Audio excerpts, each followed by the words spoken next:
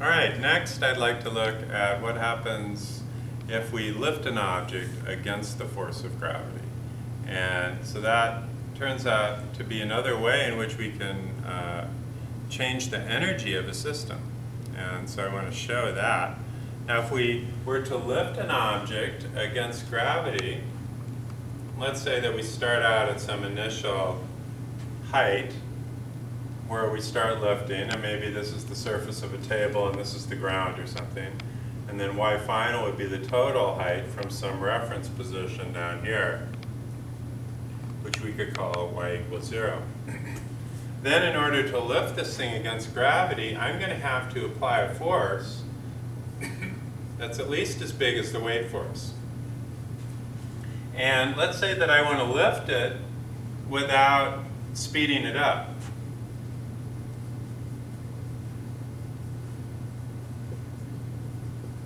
Because if I speed it up, I'm changing its kinetic energy. So I want to just look at the lifting part without changing its speed. And that's associated then with changing its potential energy. Because if I lift it and it moves slowly, then F is just slightly greater than, but approximately equal to the weight. And so I'm lifting this thing up. It could be an eraser that I'm lifting up against the force of gravity. But when I get to the top here, it's not moving any faster than it was down here. Okay, so I'm just lifting it up, but with no change in kinetic energy. So in the process of doing that, I'm going to apply that force through this distance, which is delta y. And so therefore, the work that I do to lift it to this final height, I'll call this a work done to change its potential energy, is going to be equal to mg times delta y, because we're lifting this thing in the direction of the displacement, and we're acting against gravity. So this is work done against gravity here by an external force. This isn't the work done by gravity, because work done by gravity would be negative. mg would be acting in the opposite direction from the direction of motion. That'd be like a friction type of thing that would tend to slow the system down. But the work done by the external force is just equal to mg delta y. So that's equal to mg times, and then delta y we can get here from the fact that it's the difference between y final and y initial. So we can rewrite it as mg y final minus mg y initial. And so just for fun, playing that same game that we played before with work done equals change in energy, let's call mgy the potential energy.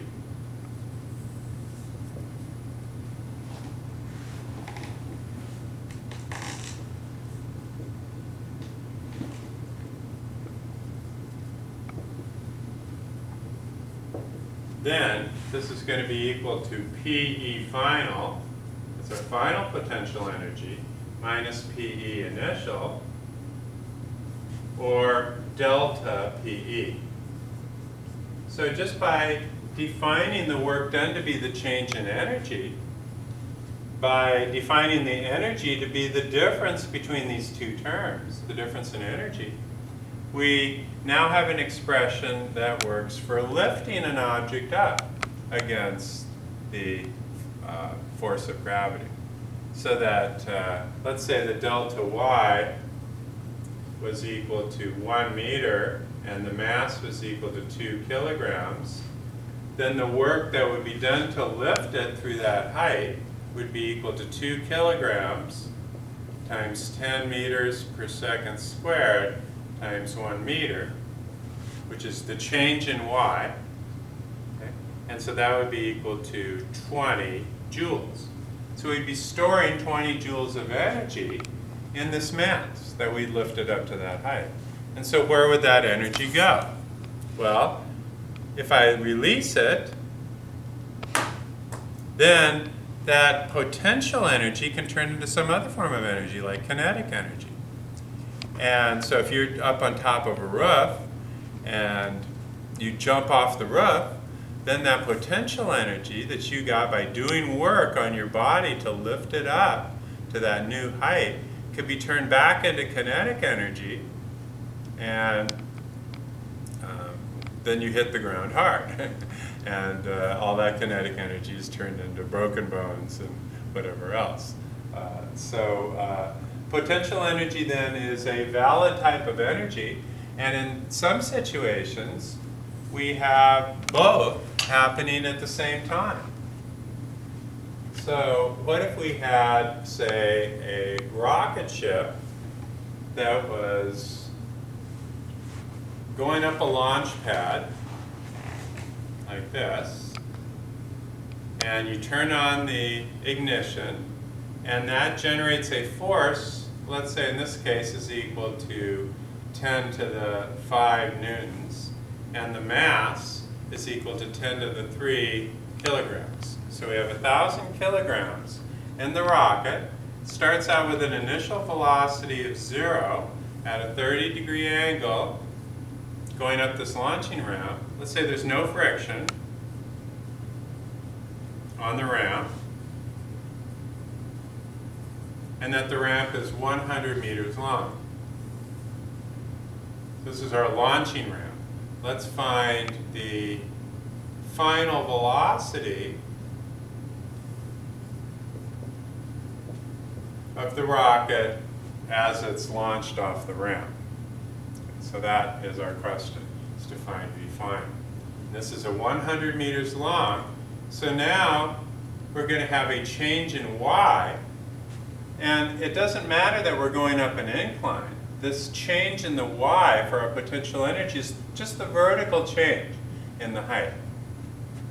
And so I could call this y equals 0. We call this y final equals, this is L, and that would be L sine 30, or that would be equal to 50 meters. So in the process of going up this inclined plane, we have to work against gravity to increase its potential energy by mg times this distance.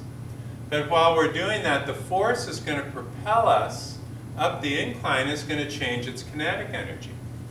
So let's find the final velocity at the top. What we need is an expanded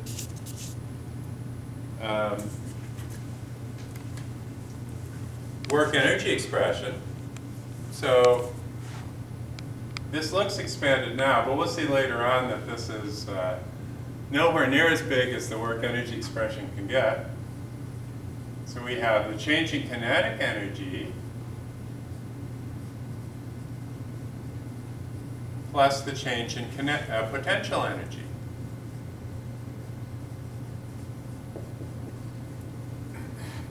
So we'll call this then delta KE, and this is delta PE for potential energy. Okay, so that's our total work now. If we take into consideration the possibility that some of that work is being done to change the speed, and therefore the kinetic energy, but some of that work is being done to lift it against gravity. And what we're interested then in this case, is the final velocity. Okay, so the first thing we need to do, since this is a constant force, we'll assume that's acting from the rocket. This is the reaction force of the fuel shooting out of the rocket, then drives the rocket up the incline. We could say that the work done is equal to F cosine of theta times the distance up the incline, which we're calling it L here, but I could just easily call it X if I want. And we'll call this the x-axis. And this would be times X. And so, but the question is, what's theta? Is theta 30? Think about that for a second. Is theta 30 degrees? Because our work expression is F cosine theta times X. Or what's our definition for theta? Remember, theta is the angle between F and X.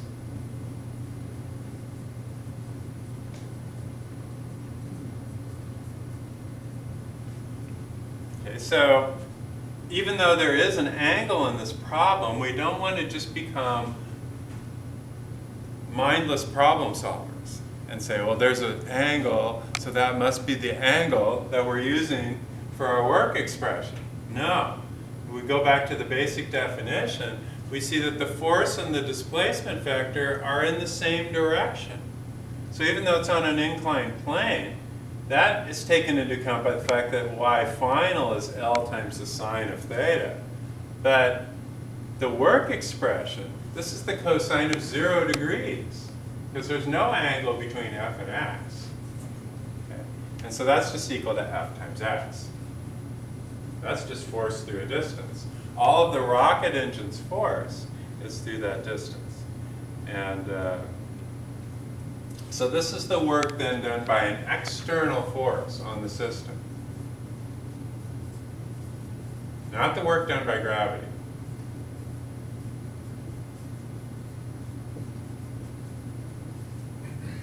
Work done by gravity is taken into account by the change in potential energy of the system, because you have to work against gravity to change the potential energy. So the system then includes the Earth. Okay, and so Fx then is going to equal 1/2 mv final squared. Then this term will be 0 because we're starting out with 0 initial velocity. And oftentimes this longer expression will reduce to something that's quite a bit simpler. When we're figuring out the change in potential energy, it's useful to choose the bottom point in the motion to be our y = 0 reference position. Because I could call this, say, 1,000 and this 1,050, and it would still give me the right answer, but my numbers are unnecessarily difficult to work with. I can make this 5,280, and I can make this 5,330, and then the difference will still be 50. But it's just easier if we make the lowest point in the path our 0 reference position, because it's only the change in potential energy that's important, not the potential energy itself. It's the change in potential energy that is associated with physically measurable quantities like the work that's done. Okay, so what we're left with then is just this term and that term, mg y final is equal to f times x. Okay, and so next what we could do is plug in for f. So that's going to be 10 to the 5 newtons times x, which is 100 meters, equals 1/2 m. That's 10 to the 3 kilograms times v final squared plus 10 to the 3 kilograms times g, 10 meters per second squared times y final, which we saw before, is 50 meters. Okay, so now we have just one equation and one unknown for v final. So here on the left we have 10 to the 7, 10 to the 5 times 10 to the 2, and then minus, and then over here this is going to be 10 to the 4, 5 times 10 to the 5. And then that's going to be divided by, well, 1/2 times 10 to the 3, that's 500. That's all over 500.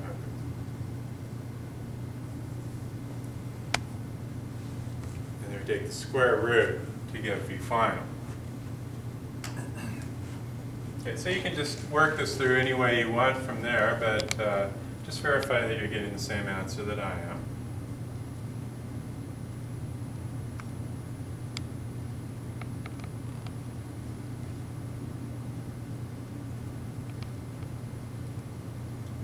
So I'm getting 137 meters per second. We're about 250 miles an hour.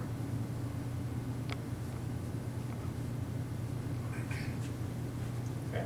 And so what we did here then is we had a constant force acting, that I expanded the problem to include changes not just in potential energy, but also in kinetic energy. And so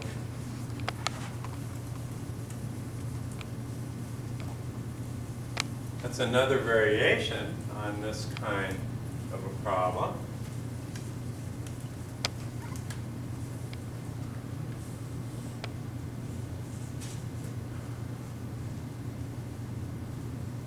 In the next example, what I'd like to do is look at a special case situation.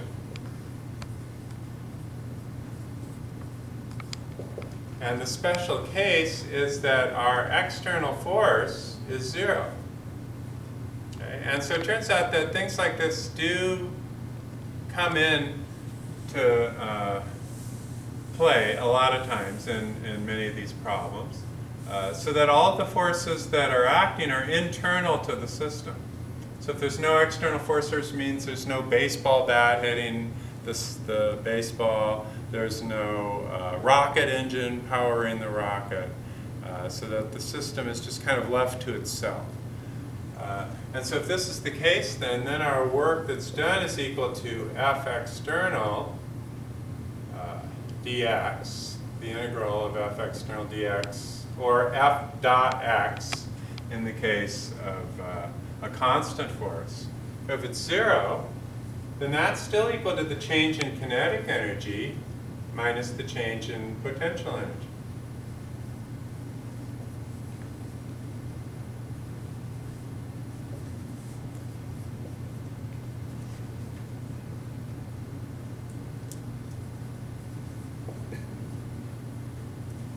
Okay, so if 0 is equal to that, we can rearrange these negative terms, bring them over to the left-hand side of the equation. That gives us mg y naught plus 1/2 m v naught squared equals mg y final plus 1/2 m v final squared. Okay, and so in this special case where there are no external forces in the system, we can say that the total potential energy, or I'm sorry, the total initial energy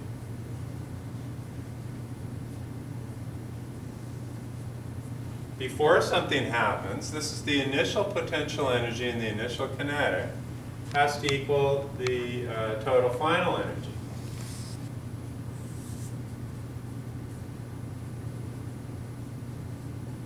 Or, this is another way of saying conservation of energy.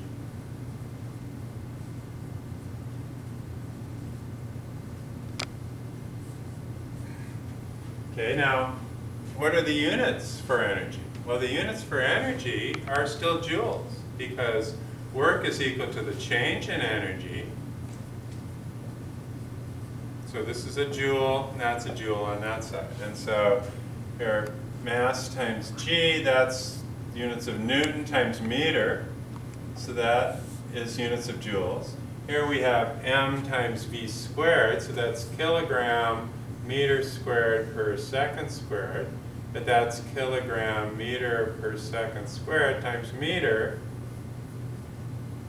And so that's also Newton meter, which is a joule. Okay, so our conservation of energy expression is another way to solve problems in the special case example where the external force is 0. And so here's a great example of that. We'll have a mass on a string, and when it reaches its bottom point in the path, then it's going to be basically all kinetic energy. But then it swings up to a certain height, and then it's all potential energy. And then the potential turns back into kinetic, and the kinetic turns back into potential.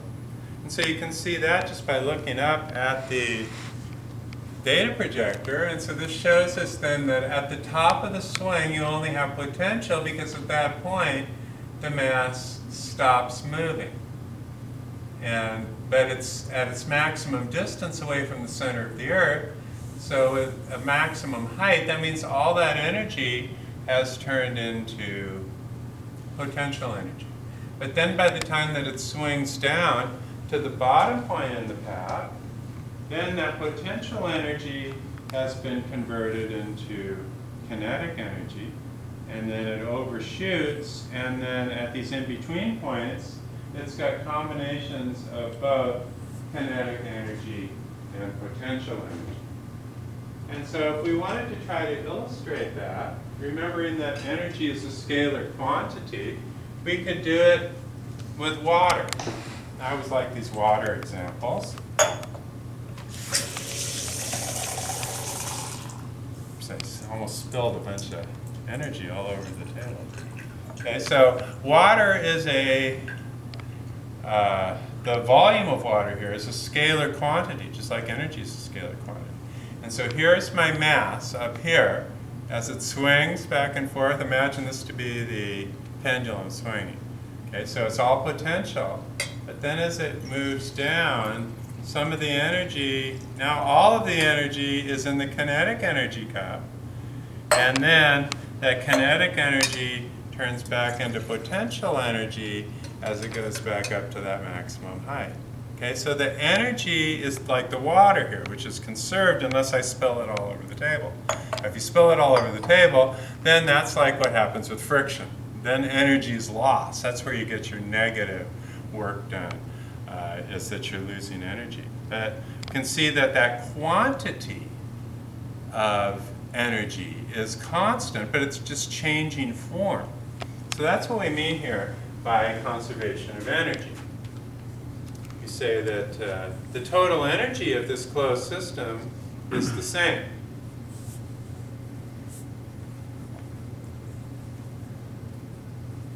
Where it stays constant. But the energy can change form.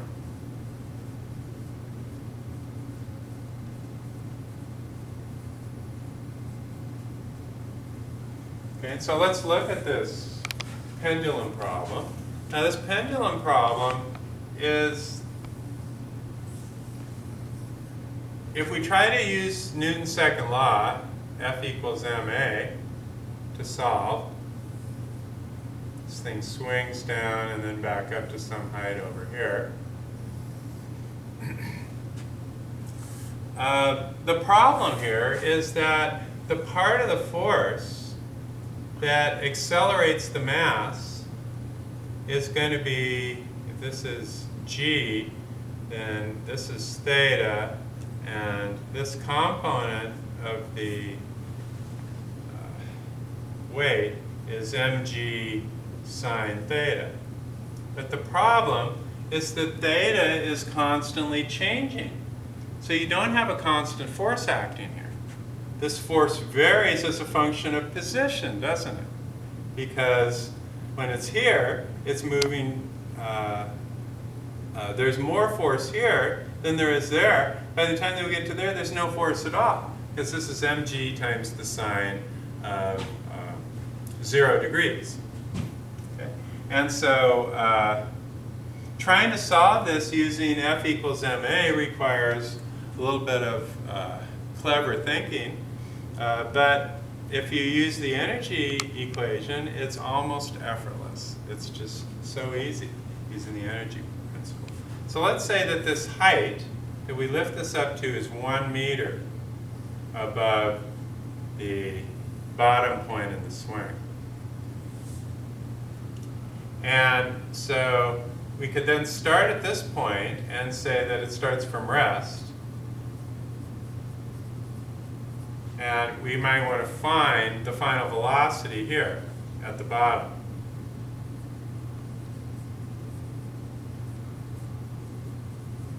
And let's assume that there are no external forces like friction in the way that could interfere with this thing moving smoothly and just going back and forth, essentially forever. Now, if I'm losing energy in a problem like this, then that means that there are some friction forces that are acting that will eventually take away that energy. So it's not exactly correct to say that energy is conserved here, because you can see it's starting to lose energy already. I'd have to give it a little kick to keep feeding it a little bit of energy to make up for the energy that's lost. Okay, but if I don't give it that little kick, it's just going to wind down over time. So we're assuming then that the amount of energy that's lost is small, so that our calculation here is approximately correct, that energy is conserved and that it doesn't leak out of the system. And so for this problem, we want to find the final velocity at the bottom. Okay, and this is the initial at the top.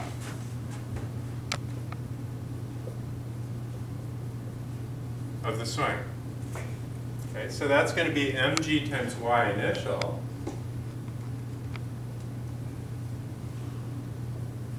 But then there's no kinetic energy because it's at rest there. So that's going to be 0 equals, and then at the bottom, I'm going to call this point here y final equals 0, and then y initial up here is 1. Okay, so y final then is 0 plus 1/2 mv final squared. Okay, so it's easy then to just equate these. This is essentially the same thing as saying that the loss in kinetic energy equals the gain in kinetic energy. Because we just had potential to begin with, now we just have kinetic at the bottom. So if we solve for V final,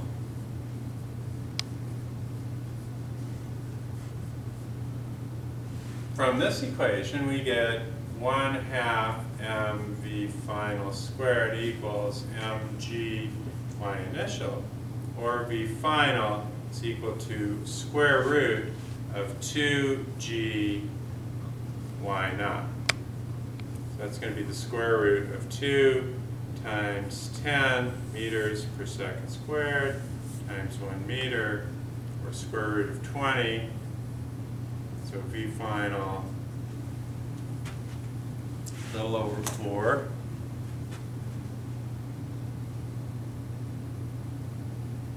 .47 meters per second.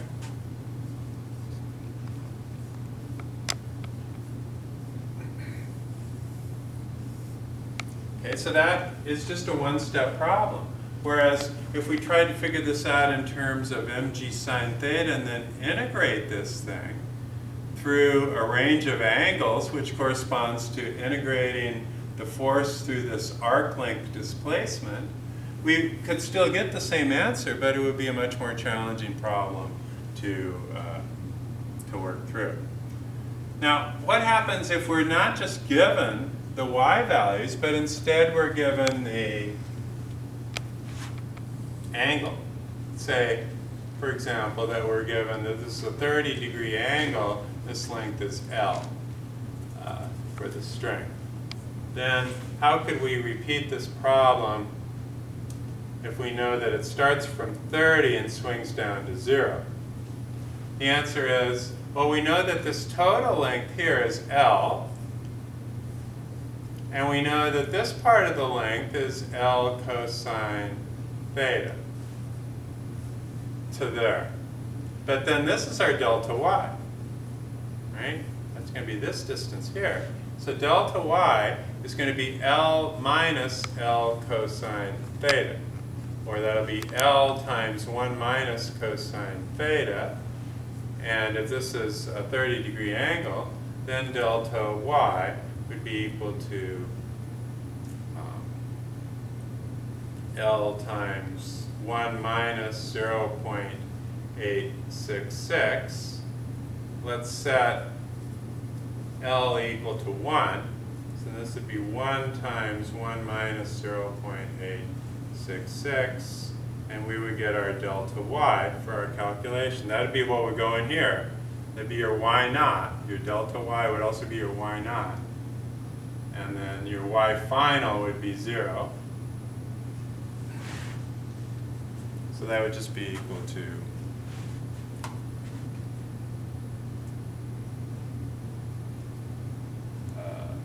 .134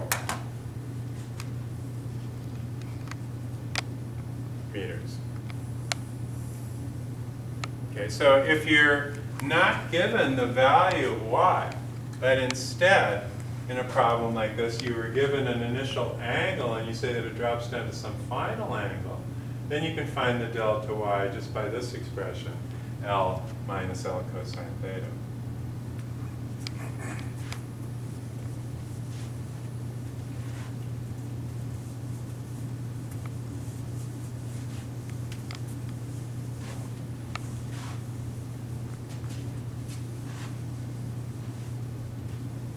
Now, in the next example, let's go back to this problem.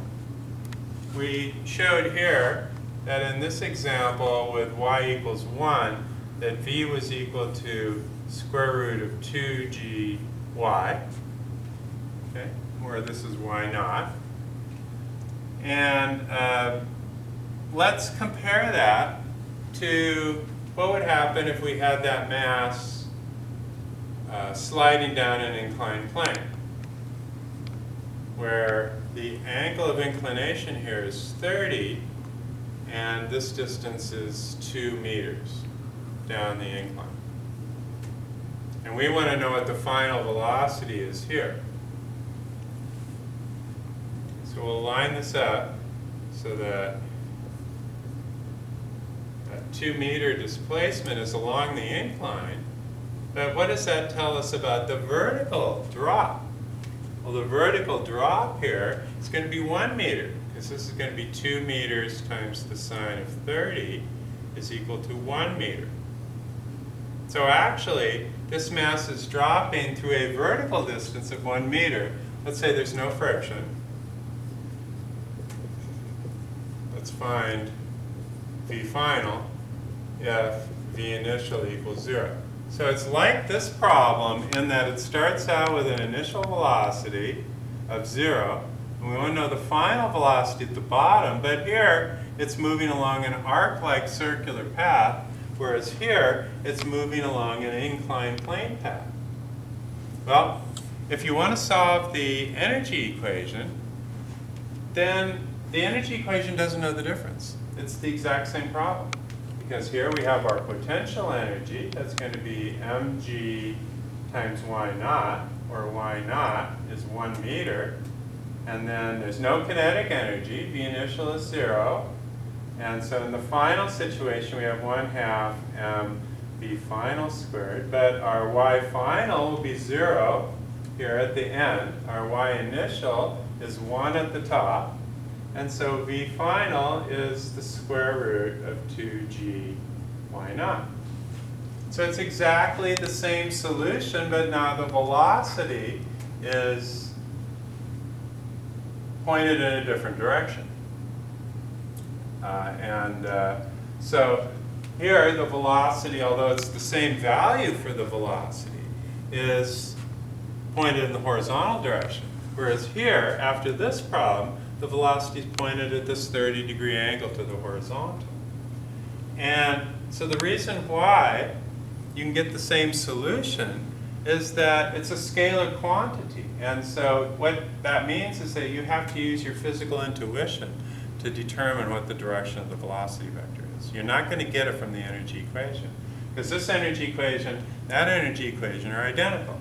Similarly, if I took and released a mass with an initial velocity of 0 and just had it fall through a 1 meter displacement, then the V final here would be the same as it was in those other two problems, because the energy equation would be identical. Here would be mg y initial, here would be y final equals 0. We'd have 1/2 mv final squared. So it's solved the exact same way, but now the velocity would be pointed straight down. And so all three of these problems then, in terms of how you'd solve the energy equation, would be the exact same solution, even though they're three different problems.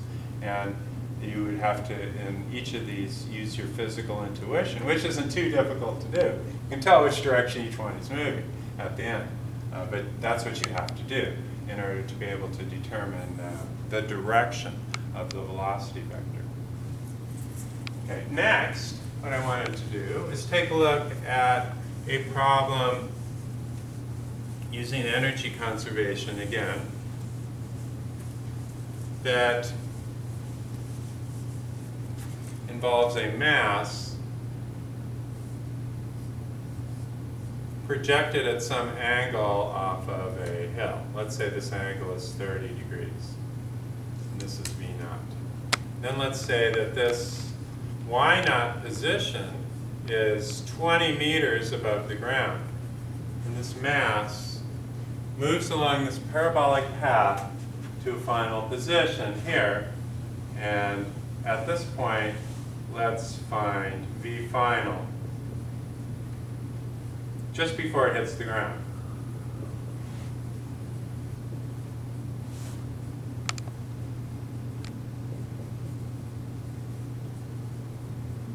Now remember that in these problems, we never mean after it hits the ground, because there's no information content if the final velocity is 0. And that's always going to be true, regardless of how you throw the thing or what the initial conditions are. So there's nothing in the problem that is going to be solved by assuming that that's what's meant there. But if we talk about just before it hits the ground, then we've got a problem we can solve. Okay, so in this case, let's say our initial velocity is 5 meters per second. And it drops through a 20-meter drop, but we fire it at a 30-degree angle. Okay, can we find the final velocity? Well, the setup here is, we'll call this the initial position and this the final position. Now, I'm going to call y final 0 at the bottom. And then y initial would be at my 20 meters.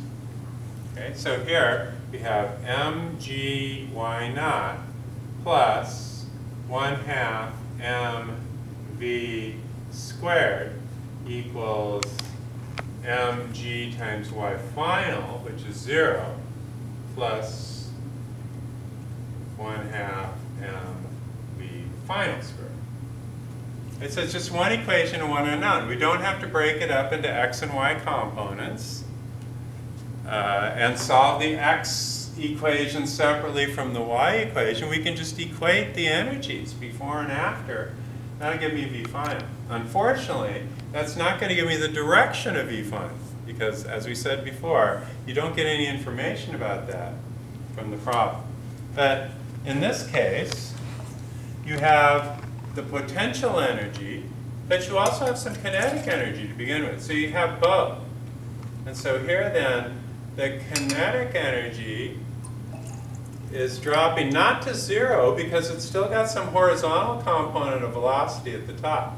But then from here on down, the potential energy is turning more and more into kinetic energy until finally it's all kinetic energy at the bottom, because I'm calling this position here y final equals 0, meaning no potential energy at the end.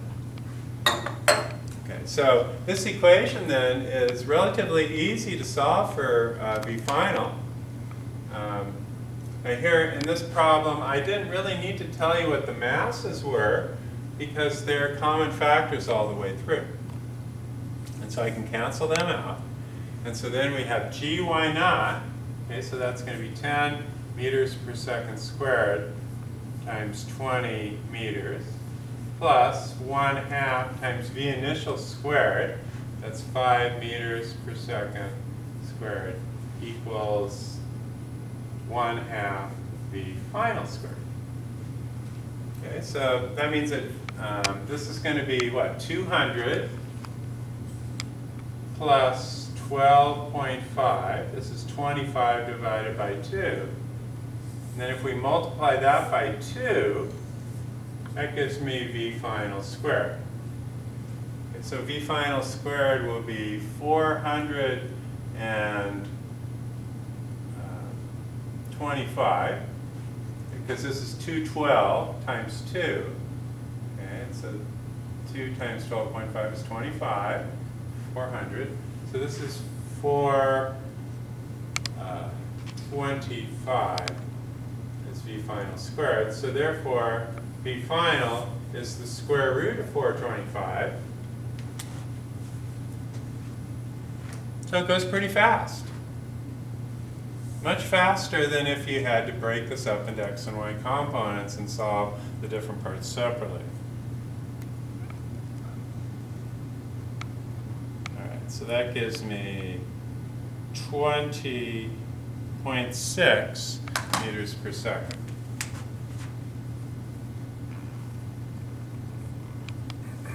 For the final velocity. Okay? Now, how do you suppose this problem would change if I changed the angle? What if I made the angle 45 degrees? Would that change the result? No. What if I made it go horizontally? Would that change the result?